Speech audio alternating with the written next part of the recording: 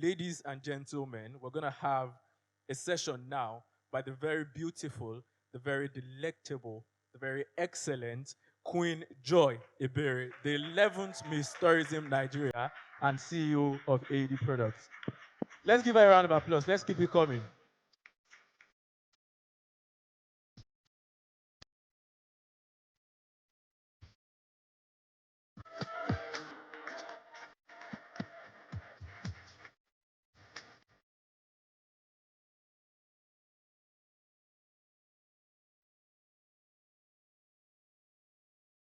Afternoon, everybody.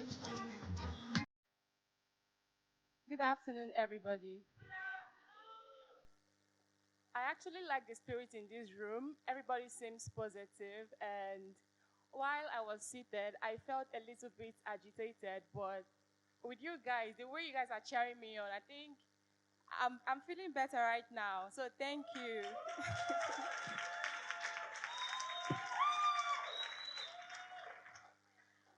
Okay, so my section is basically going to be on how to manage your money and how to grow your money. Because I'm an Igbo girl and I love money a lot. Okay, so I've been in business for the past let me say 3 years. For the past 3 years, forget everything you're saying here. I'm into beef jerky. I make Kilishi. For so many of you who knows Kilishi, okay, yes, I have a brand that makes Kilishi, and I started that business with just 30,000 naira. And this is not a motivational quote like the ones you see on Facebook or the ones you see on Instagram. This is a realistic adventure, something that I started with 30,000 naira just in my parlor, but it blew into, a full factory with workers, and it could afford me anything that I want to have. So if there's anybody that's going to teach you how to manage your resources from little, from what you think is nothing, to growing into what you want, then I think I'm the right person.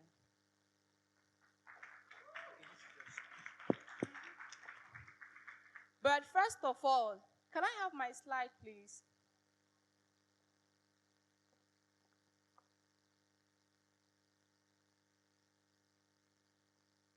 Okay. Why they work on the slide? Let me just continue. So one of the problems that I had when I started my business was not knowing how to manage my resources, how to manage my finances. Because I was literally so young. I just finished from NYSC, and I tried to jackpot, but it didn't work out. So I had to stay back and build something for myself. How many of you here have tried to jackpot before? I know a lot of people.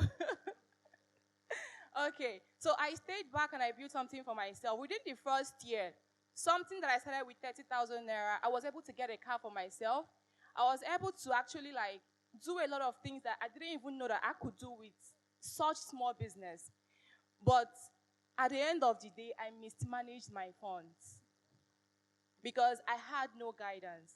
And at the end of the day, one of the panel speakers said something. She said, if you really, really want to grow your business or anything, then you have to invest in marketing. Investing in marketing is very, very important. But if the orders come, are you ready? Can you handle it? Do you have the capacity, both the mental capacity, both the labor to handle it? When the money comes, it's not about managing, can you optimize it? Those are the questions that you should ask yourself as a small or big business owner. Those are the questions I didn't ask myself. The money was coming. I was just so excited, and my family would call, oh my God. I was cash madam. It can literally happen, and that is one of the things that happen to most young people. Once the money comes, because you were not even expecting it, and then it gets into your head. Sometimes it might not be really getting into your head, but mismanagement happens. Now, this is a part that I got to find out in my second year in business, intentional investment. I tag this intentional investment because – all investment is not meant for you. You hear about investment schemes. Somebody will tell you about, building houses, buy land, stock, do this, do that. It's not every investment that is meant for you. As a small business owner, you have to look at your resources. You have to look at your income. How much am I making? How much risk can I take? How long can I endure? If I lose 1 million naira, if I lose 2 million naira, can I take it? Will I run mad or will I go to the hospital? These are the things that you have to ask yourself. Ask yourself, what is your appetite? What is your risk appetite? What are you willing to lose? These are the questions that you have to ask yourself as a small business owner or as a big business owner before you start investing.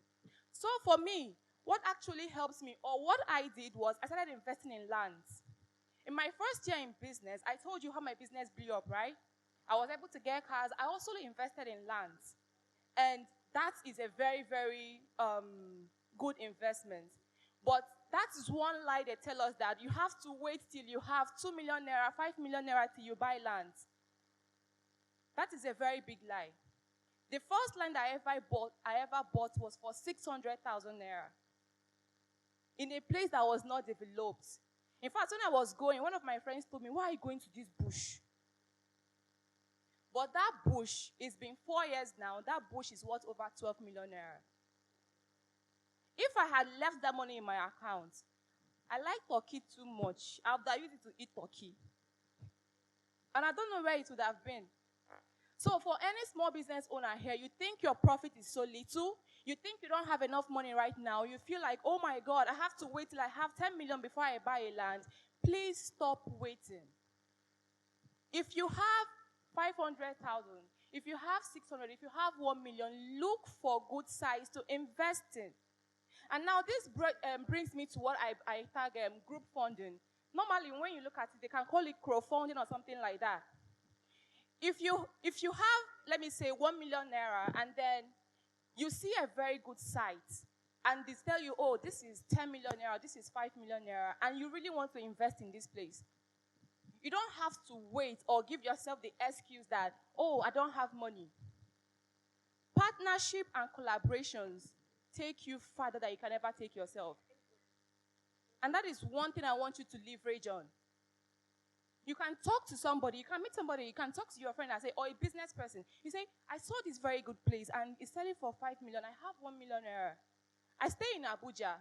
I know so many real estate companies because I'm also a business consultant and I consult for so many of them. I know many of them that started by just crowdfunding. They'll pick 2 of their friends, 3 of their friends, put money together, and they bought hectares of land in bush areas as my targets.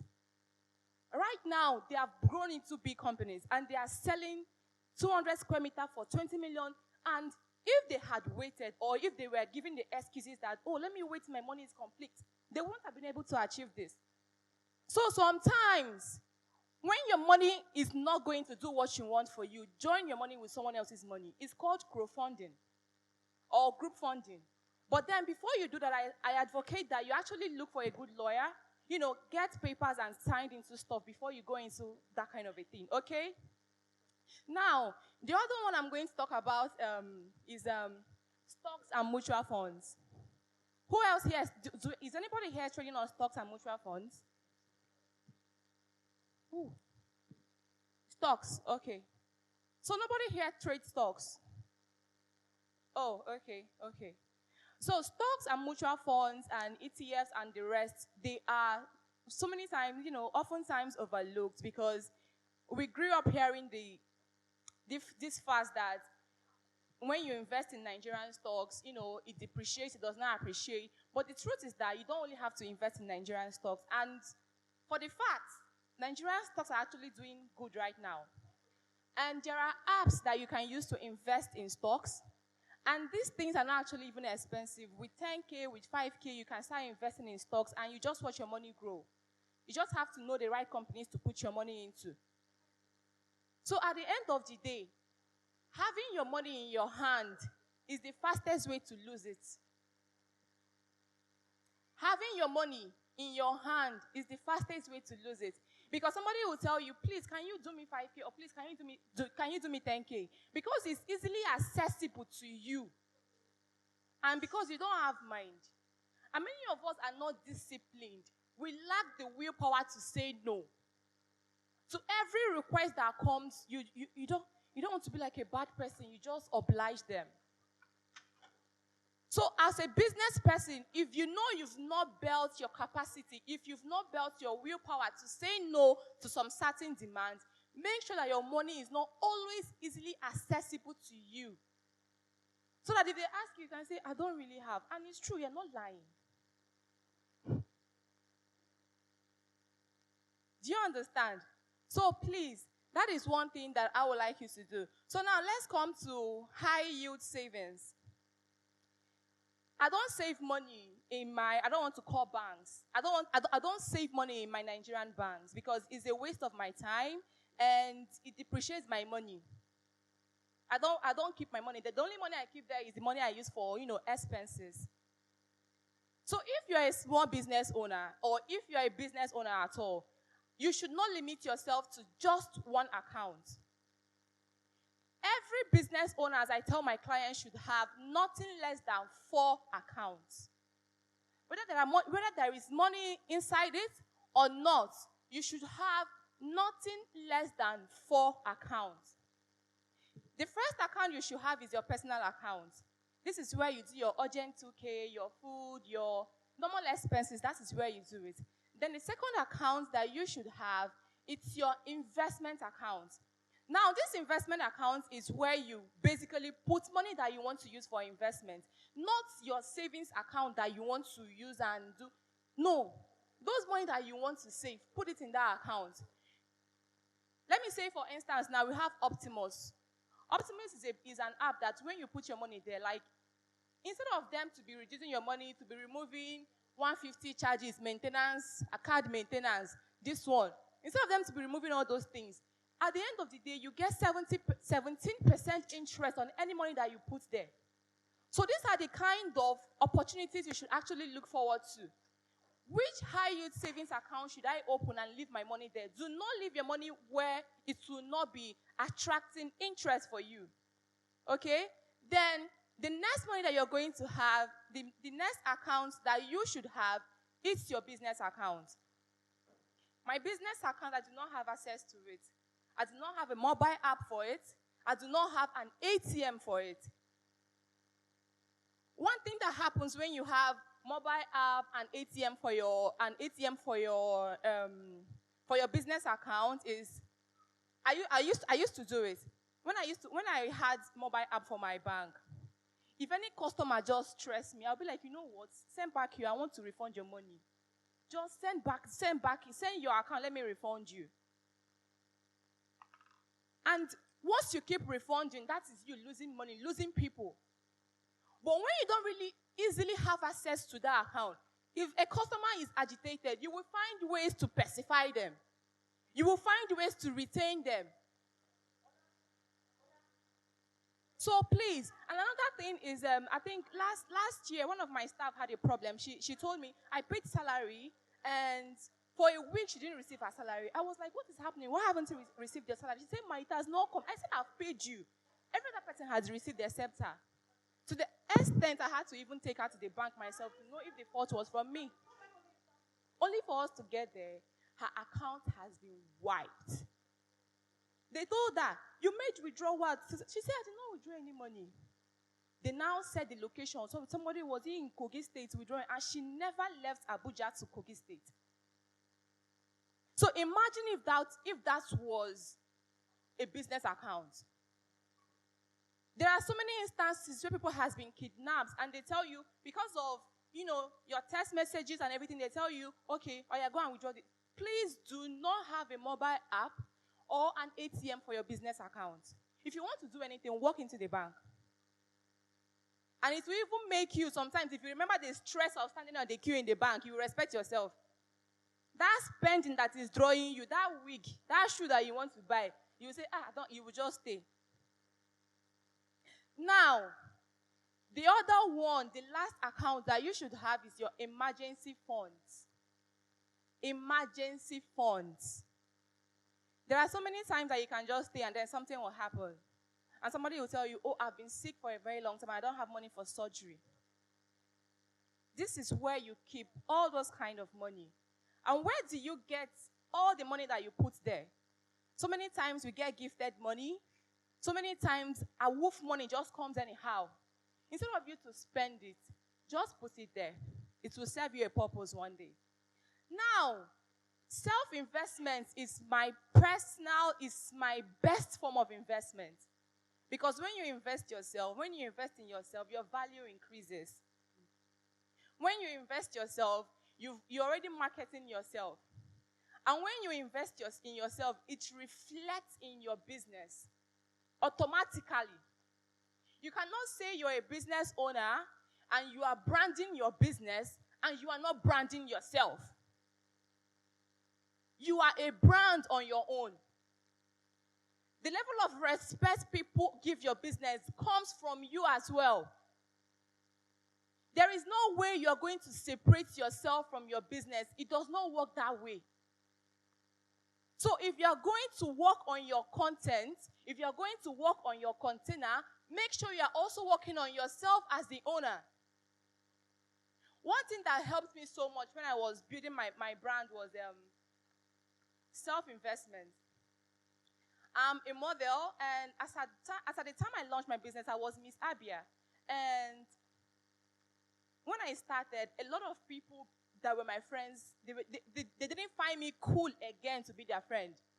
Because how would you go and start making meats? How would you go and start making kilishi? You could have just become a fashion designer. You could have just made your hair. You could have just been doing anything. Why meat?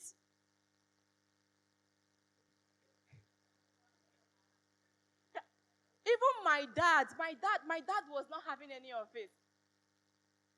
But I came to Abuja to serve, and I had kilishi for the first time. Every time I hear the band, Two-Face will say, anytime I come to Abuja, I will buy a kilishi here. And I'm like, oh, this is the kilishi. I had kilishi for the first time, and I loved it.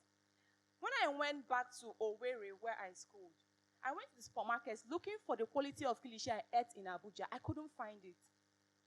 I found a loophole in the market. I'm like, Owerri has kilishi, but they don't have that one in Abuja. So I want to bring that one in Abuja to Owerri.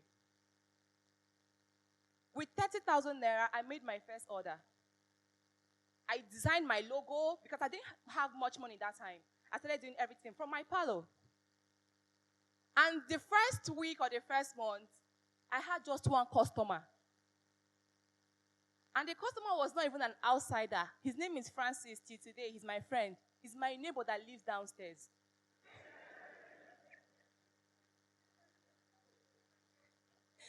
And I'm sure he was buying from me because he was pitying me.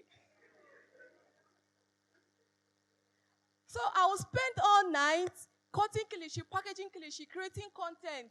Oh my God, my eye bags were so full. I felt like I was selling them.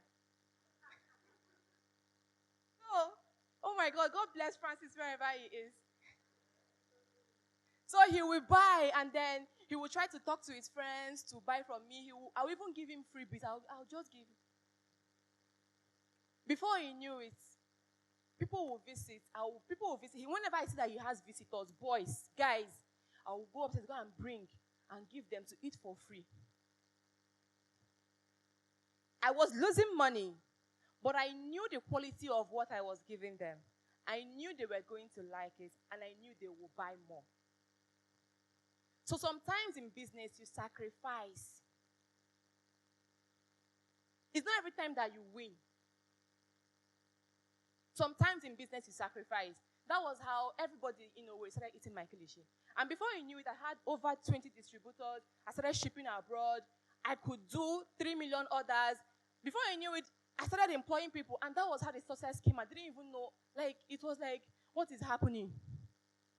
The success came that I could afford myself. I could buy 2 cars in a year. So, do not overlook your small business. And what helped me is, as I'm selling that kilishi, 2,000 naira, if I'm coming to market it to you, if you look at me, you will know that this one is not hungry. I will look so well. I will look so fine. I'll be like, oh my God, I have this Kilishi, you like it? I'm like, you cannot say no to me.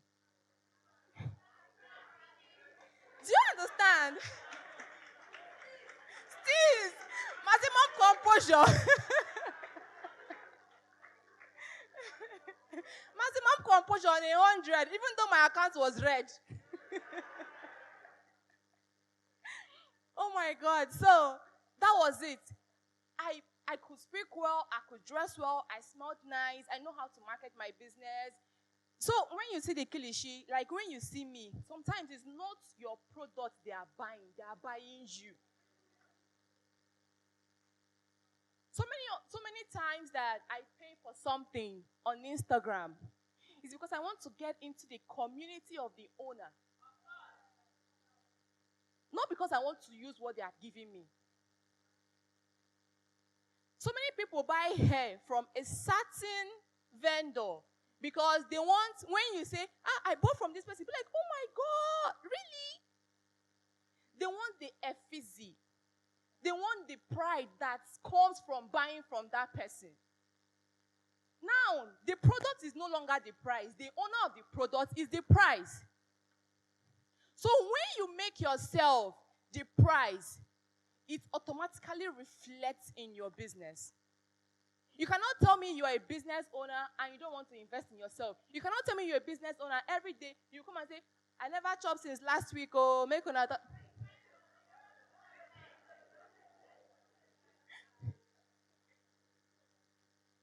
No.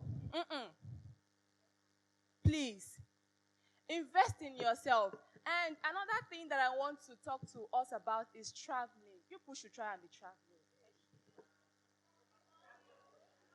People should try and be traveling. I know it's money. I didn't blow before I started traveling. One thing traveling does for you as a business owner, it opens your mindset.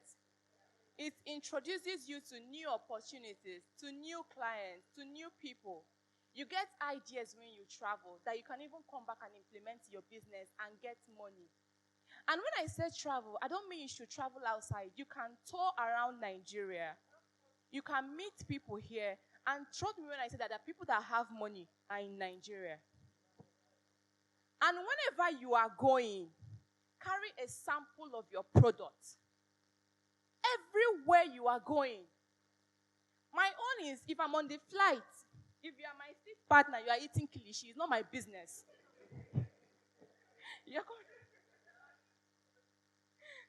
I'll tell you, yes, I make this, I ship it. Yes. You might not be my immediate client, but you've heard about me. I'll give you my card. So everywhere you're going, make sure that you have a pack of your product. Now, okay, let's talk about strategic networking. I think we just spoke about it right now. So many times I also go for events, not because I want to go to the event, but because I know my clients are there. Do you understand? Okay, so please let's go back to diversification. The second way that you can actually grow your money. Diversification of portfolio. Portfolio is like a total amount of everything that you have. Let's say you are investing in stocks, you are investing in realty, you are investing in business, you are investing in whatever it is that you have. This is what your portfolio is. Before I go into finance diversification, let me talk about business diversification. So many times, okay, let me just say it with a story. When I started my brand as well, I started with 3 products. Soya beans, groundnut oil, and Kilishi. But then, soya beans and groundnut oil was always tying down my money. Why did I start with 3? I was like, the day they no chop Kilishi, they go buy oil. The day they no buy oil, they go drink soya beans. But then, I found out that one particular product was the one that was bringing in the money. People are going to tell you, today you are selling yam, tomorrow you are selling clothes. Don't mind them. Do not mind them. If you're going to do different things before you find what you are going to do, it is fine. And now let me bring it back to diversification of funds. When you want to start investing in your money, when you want to start investing in your business or start investing your income, you don't have to put all your money in landed properties, because sometimes landed properties can take time to appreciate. So let's say that you invest 1 million in landed properties and then you have a problem immediately. So how are you going to do before you go and start looking for who to buy the land, the papers, everything? You might even die. So at the end of the day, the best way is, if you have 2 million to invest, take 1 million, maybe invest in landed property, take 300, put in stocks, take the other one, put it in a high yield savings account, take the other one, put it in your business. Then for me, I always talk about enjoyment. Take the rest and go and enjoy. You too, you're also an investment. So let's go to the other one. Okay. Now this is a topic that is very dear to me. When I started my business, I don't used to pay myself salary. I be the CEO. Anyone I want, I'll collect. If I want to spend the whole money, I'll spend it. I didn't know I was meant to pay myself like a worker. And that played a very huge role in my downfall. In my then downfall, not now. So how do you pay yourself worker? How do you pay yourself salary as an entrepreneur? First of all, what you're going to do is calculate how much is your rent. How much do you spend in a month on food? How much do you spend on transportation? What is the cost of your skincare? Everything, every maintenance that you do for yourself, calculate it, write it down. If you have a shop or if you have a factory, how much are you paying there?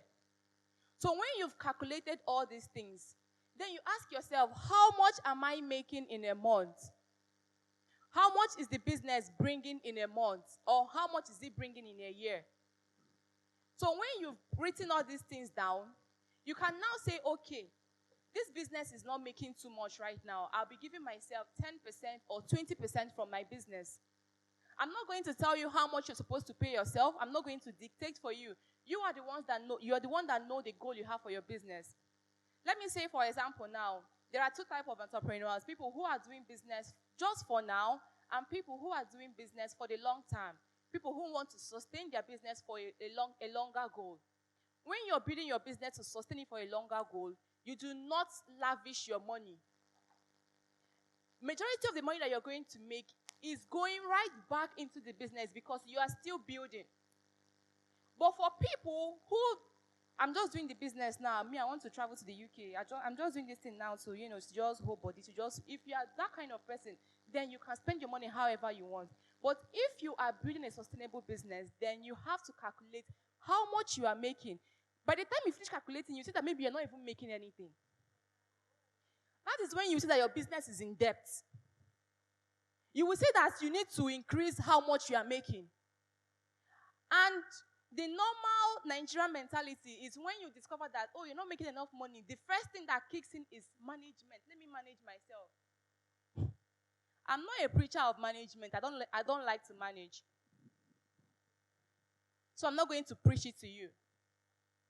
The first thing, when I saw my business was not making enough money to pay me the kind of money I wanted to have, the question I asked myself is, what can I do to make this money? Instead of asking myself, what can I do to cut down? No, I cannot cut down. Because the more you continue to cut down, before you know, you become a church rat. So what can you do to increase your income? That is where diversification comes in. That is where personal branding comes in. Because even when you become a brand, people can pay you aside your brand to influence for them. People can pay you to render services to them, and then you're making more money for yourself. So that is the reason why I would not want you to, just depend on your salary as an entrepreneur and all those kind of things. And then for you to know how much you're going to be paying your workers, you have to also ask yourself, how much is the company making? You have to calculate it, and how much can they spare? This is a very sincere question. Your company can only spare 10,000 naira, and then you want to go and employ somebody. You're going to frustrate yourself. You're going to frustrate your efforts. So if you know your business is not making enough money right now, just focus on building it to the level where it can make enough money to comfortably employ somebody. Because if you employ people that you are underpaying, they will frustrate you, frustrate the business, and frustrate you out of business.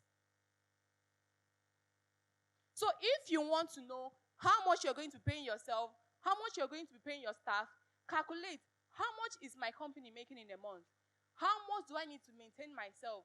How much can my company spare to maintain somebody else? When you've calculated all these things, then you've gotten your figure. Let's get the other one, please. Oh. Who knows what is black tax? Oh, everybody knows what is black tax. And I know it's affecting all of us, right? Or maybe not some of us.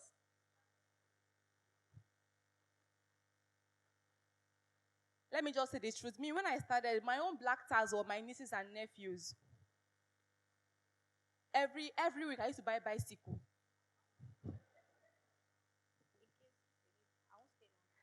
And I understand that it can actually be really, really, it can really be frustrating, especially when you're just like the breadwinner in your family and you're just the one making headways. And you don't want them to, go through what other people are going through. You just want to be there for them. But I want you to understand something, that you should be there for yourself first before you be there for any other person. Because the day you fail to be there for yourself, people might not be there for you. You can only show up for yourself first before you show up for others. There's something they used to say in Igbo. I cannot say it, let me say it in English. Somebody who is drowning, somebody who does not know how to swim yet cannot save who is drowning. If you've not fully built yourself to that standard where you can easily, remove things from yourself, I don't want you to take on responsibilities that are going to drag you down. Maybe you're going to say, oh, I don't know how they are going to do this. If you are no more, they will find alternatives. They will do it. And most times, those people who are taxing you, they have more than you. You are just a good hider, and you don't know how to ask. Because you don't know how to ask, they assume that your life is best. As a business person, you have to develop discipline. Discipline is very, very important. You have to learn how to say no. You have to learn how to be comfortable. So many of us, when we say no, we cannot sleep. You'll be feeling so guilty. You have to get comfortable with it. Nothing is going to happen. You have to choose yourself. You have to choose your business. Because at the end of the day, if your business fails, it still falls back on you to bring it up. So what I do for black tax is, every month, I remove 15% or 20%. I say, this is for family problem.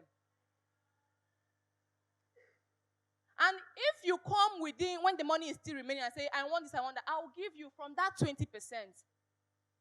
Once that 20% finishes and you come, I'll tell you I don't have. Even if you see me in Maldives or any, I don't have. Sometimes you have to be mean when it comes to, see, business is war. That's the reason sometimes you see people, why is Dangote doing this? Everybody, when it comes to business, everybody protects their interest. You have to learn how to do that. You cannot be protecting everybody's interest to the detriment of your business.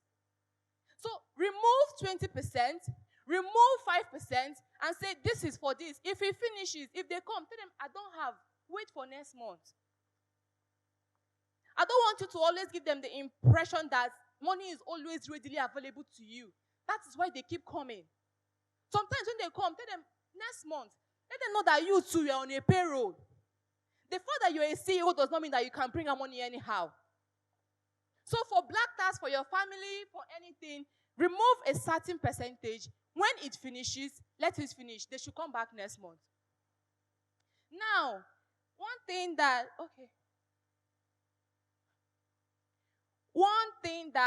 I made a mistake last year, one of the mistakes I made was borrowing.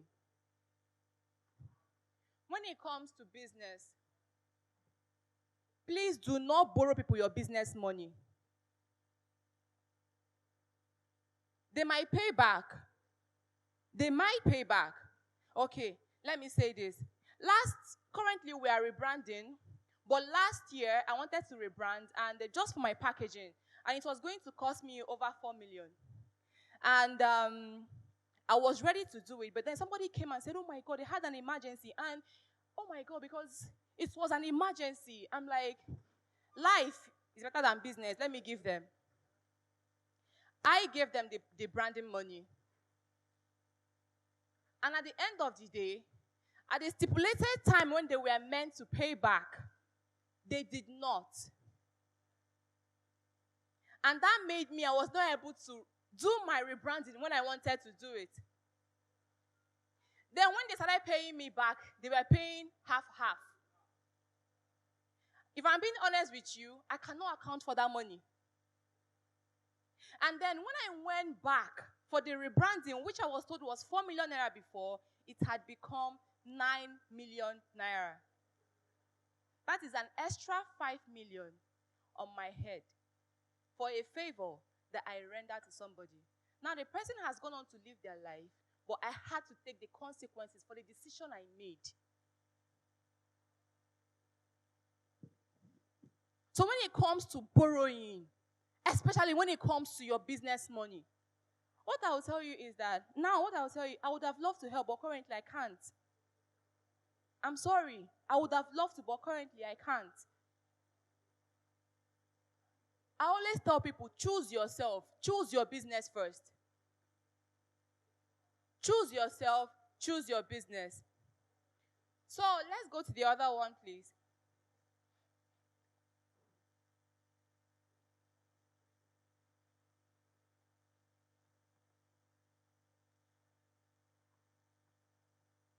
I think I already spoke about this, replacing management with optimization. So many of us here online businesses, we have online businesses and we have page managers. But then there's a difference between managing your page and optimizing your page. When it has to come with managing your page, you want to, post, all those kind of things. But it's not every social media manager that knows how to optimize a page. So you have to learn how to optimize your mind. You have to learn how to optimize your business money. You have to learn how to optimize your finances, not just managing it. At the end of the day, everything comes from the mind. If you tell yourself, I can. Before I started my business, I had a vision in my head. I'll be passing where they are offloading cartons of Indomie. I'll just stand. I'll say, one day, it will be my product in this container. They'll be offloading it. I had that vision in my head. I never relegated to myself to, oh my God, this is a small business. No. Whatever you tell yourself, in my language, they say, whatever you call your dog is what is going to answer. If you call your business a big business, it will be a big business. It will turn into a big business. But if you are saying, if somebody asks you, it's just this small thing that I'm doing. The more you're saying it, the more your mind is actually adapting to it. The more that whatever it is that you're doing it small. Because it's small. So I want you to build an abundance mindset. I want you to surround yourself with people who will also help you with that. Because if you have $1 million idea and then, you are with people who don't believe in all those things, people who they believe in 1K, all those kind of things, it will be like you're a mad person. So when you are working towards having $1 billion idea or having an abundance mindset, make sure you surround yourself with people who think like you, people who are going to buff you up. Make sure you get mentors, people who you're going to learn from, people who are going to, tap from their wisdom of knowledge, people who are going to help you when you need something. Please, let's have questions. Let's have questions before I continue, please. If you have any. Okay.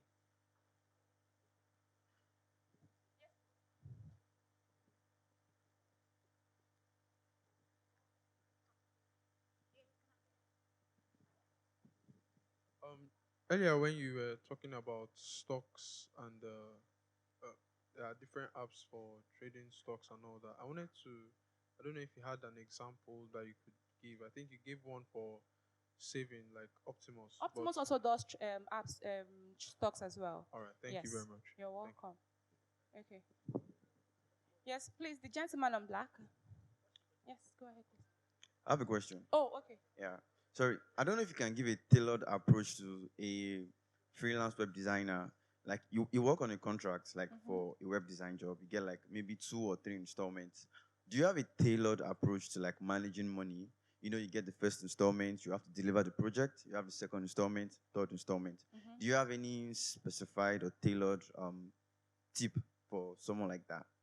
On how to manage the finance. Yes. Definitely, of course. All right, Okay. can you give me that? Okay. Thank You have the first installment, and then you have the second installment, and then you have the third installment. Let's assume that you're charging 1 million naira for the design. Okay? Now, let's say your first payment, normally, how much will be your first payment? 50%. Okay, that is 500,000. So, what I'll normally do is, how much is my gain in that money? How much resources will it take you to execute that task?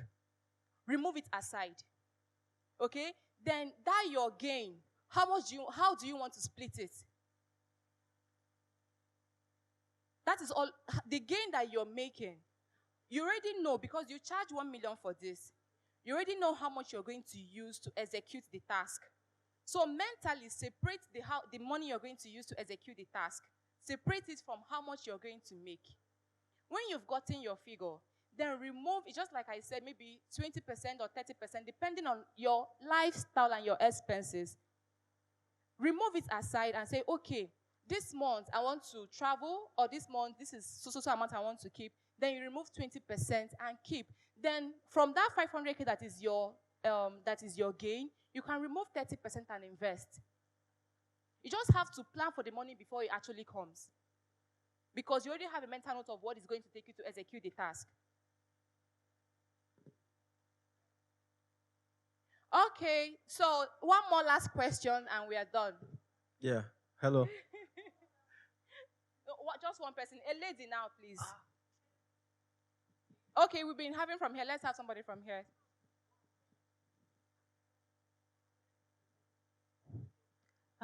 Good afternoon, ma. Good afternoon. So my question is, when you started, you told us about your business, how you started very small with 30,000 in your parlor, as you said. So my question is, how did you grow the business? Because obviously you are now a very big woman. Like, how did you grow the business to this stage? Okay. And you also said after your NYSC, that was when you started the Kilishi business. Yes. So presently I'm serving, and I also have a business. Okay. But then again, I don't know if I should like get a job, like a 9-to-5 job after my service here, or I should just continue with the business. So I just want to know how you did yours. Thank you. Okay. Let me answer your last question first. I'm not a 9-to-5 person. You have to be aware. Ask yourself, what do you want? I've always known that I'm not a 9-to-5 person. So that was the reason why I had to stick to my business.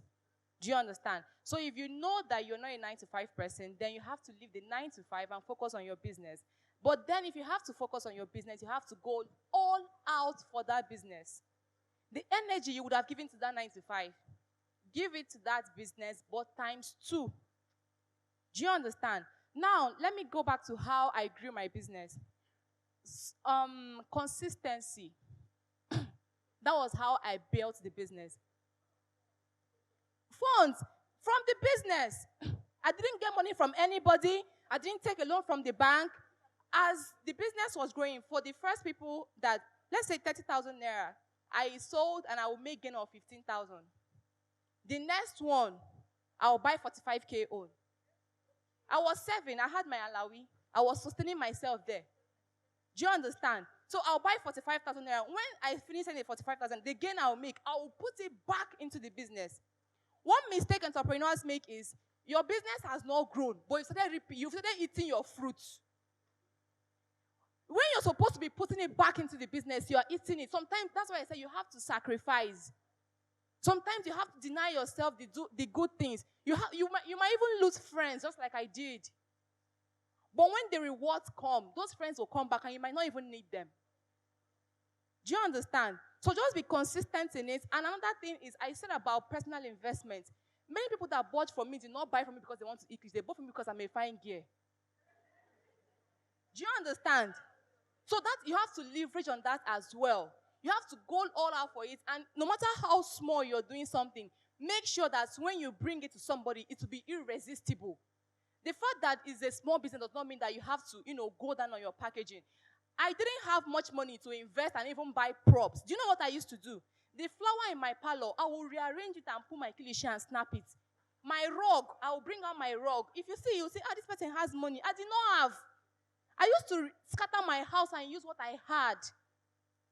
Do you understand? So when you don't have any option, you have to do it like they are putting a gun to your head. So that's the only option you have right now. If you want to do 9 to 5, it's fine. You can go and do. But I want you to understand that while you're doing 9 to 5, your business will suffer. If it's going to take you 5 years to blow, it will take you 10 years. Because all your attention is not there. But if you're putting everything you have into that business, you're going to do it like you're a mad person and it's going to be faster. That was how I did mine. All right, so I think that is all for today. And thank you for having me.